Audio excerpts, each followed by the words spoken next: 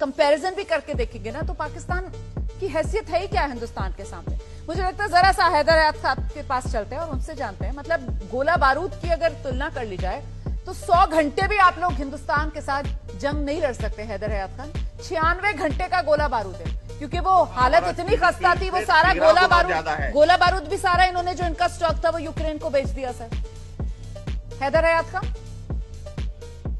आटा है नहीं इनके पास, तेल है नहीं, ये गोला बारूद क्या बात कर रहे थे।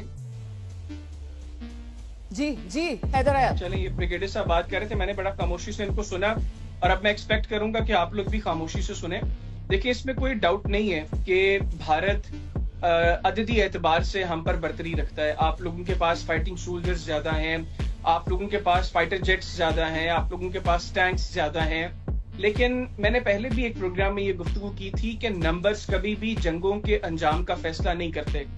अगर नंबर से जंगों के अंजाम पे, कॉन्फ्लिक्ट्स के अंजाम का फैसला होता तो 27 फरवरी 2019 को भी आपके पास फाइटिंग सोल्जर्स ज्यादा थे, तब भी आपके पास फाइटर जेट्स ज्यादा थे। लेकिन हम लोगों ने आपके 2 जहाज गिराए, आपका एक पायलट जहन्नुम वासिल किया, दूसरा गिरफ्तार किया, चाय पिलाकर वापस भेज दिया। तो नंबर्स की बुनियाद पर जंगों के अंजाम का फैसला नहीं होता। सेकेंडली, ब्रिगेडियर साहब थोड़े सेंसिबल लगते हैं मुझे, वो समझते होंगे कि मौजूदा जो तरीका है जंगों का, उसमें एयरफोर्स का बहुत कलीदी किरदार है।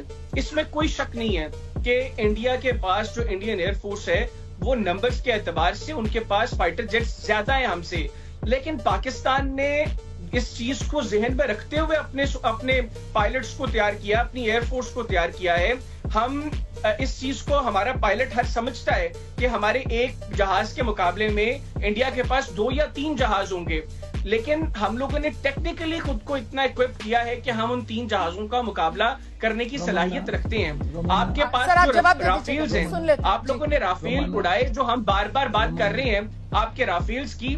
देखें, आप लोगों के राफेल जो है वो हर एतबार से बहुत अच्छे जहाज हैं, लेकिन उनकी जो रेंज है, जो रडार रेंज है जिसपे वो शूट कर सकती हैं, वो हमारे J-10 से, और अब हम लोगों ने जो JF-17 thunder's block C upgrade किए हैं उनसे वो मैच नहीं करते। हमारे पास फर्स्ट शूट कैपेबिलिटी है। अब 2019 के बाद आपके पास ये फर्स्ट शूट कैपेबिलिटी आई थी जब आप लोगों ने राफेल्स लिए, लेकिन 2022 में जब हम लोगों ने J-10s लिए और अब हमने JF-17 थंडर्स को जो अपग्रेड किया है, अब हमारे पास 30-40 किलोमीटर का एज हमें है। आप अगर इन टेक्निकल कैपेबिलिटीज पर बात करना चाहते हैं, आपके पास नंबर ज्यादा है।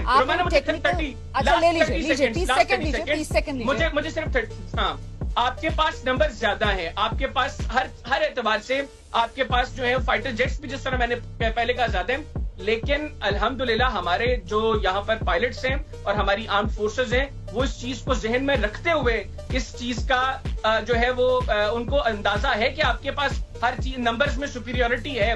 लेकिन इसके बावजूद वो ये सलाहियत रखते हैं कि वो जंग के महाज पर आप लोगों को शिकस्त दे सकते हैं। जंग नहीं होनी चाहिए, हम अमन चाहते हैं, लेकिन अगर आप जंग मुसल्लत करेंगे, मैं आपको इस चीज का यकीन दिलाता हूं, आप लोगों को नाखून चने भी चटवाएंगे, आप लोगों को धूल भी चटवाएंगे, और मुझे एतमाद है अपनी आर्म्ड फोर्सेस पे कि उनकी ये कैपेबिलिटी है।